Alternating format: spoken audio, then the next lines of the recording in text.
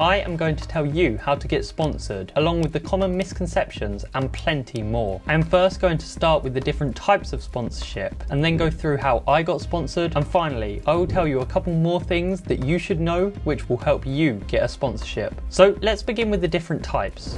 I would say that the most common is a content creation deal. This is what I have, and it is essentially where you promote a brand or a product by using your social media following. This is usually YouTube, but more recently a lot of TikTok and Instagram creators have been getting deals as they have a much higher potential to go viral, which brings more traffic to the company. And that's pretty much what a sponsorship is about. You are supposed to promote a company to get as many people to go over to their website or shop, which leads to a higher chance of sales. In return for this promotion, you will get discounted products, which is more common for smaller creators, or free products. The top cubing content creators are also likely getting paid to promote the brand, as a £60 Rubik's Cube doesn't quite cover promotion to over 1 million people. But if you are just starting out, then free or discounted cubes are the most likely products you will receive. One of the things that you have to learn to be able to do is effectively promote a company, as many people will click off your video if they feel you are selling out or over promoting. This is because they clicked on the video for the title and the content, not to be promoted to. Effective promotion is something that I'm still learning, and I would like to get a lot better at it,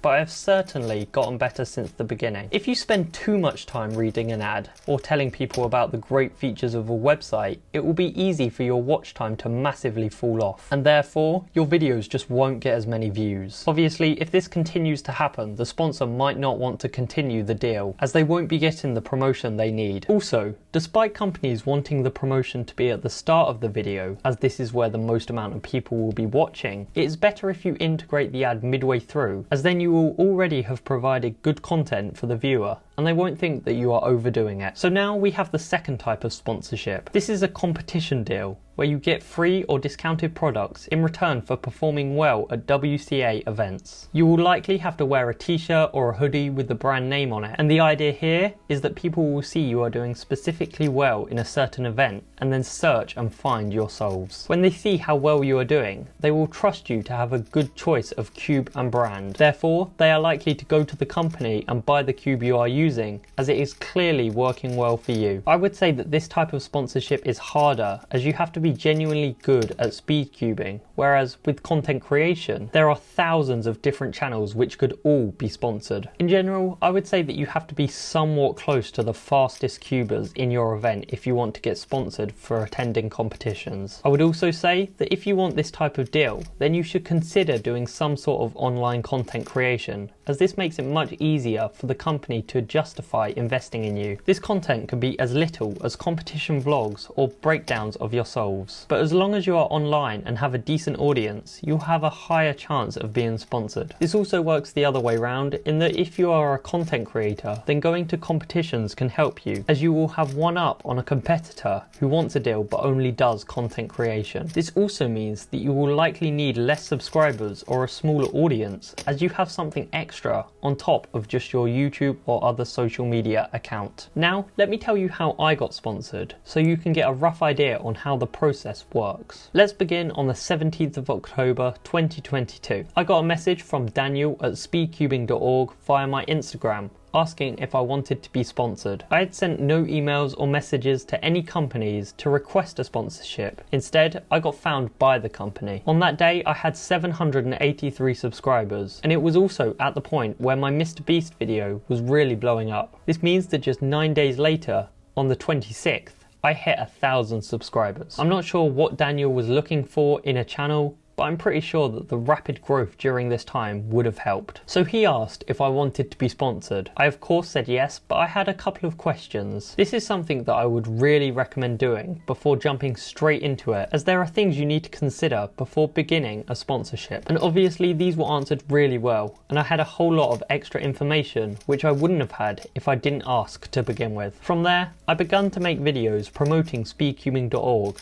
However, I only received my first cube for free on the 12th of November, at which point I actually started to make money from YouTube and had 1,303 subscribers. The first cube I received was the X-Man Tornado version 3. Since then, I have received many more products, including lubes, which I have made a review about. Speaking of, you will need to be able to adapt your skills to be able to review and give opinions on different types of products, not just cubes. Obviously, many people want to know what the best lube is for a cube and will therefore be doing lots of research on it. This means that my video about the lubes from speedcubing.org likely had an impact on some people when they were considering what would be best for them. This type of product review is a more uncommon one, but it is still really important that you are able to slightly change your skills so that you have the ability to make a video about this. There are a couple of misconceptions I would like to mention which people have about a sponsorship, so I will go over the most common and explain them. The first one is that you will just constantly get free cubes, and this just isn't the case. If you are around the same size channel as me,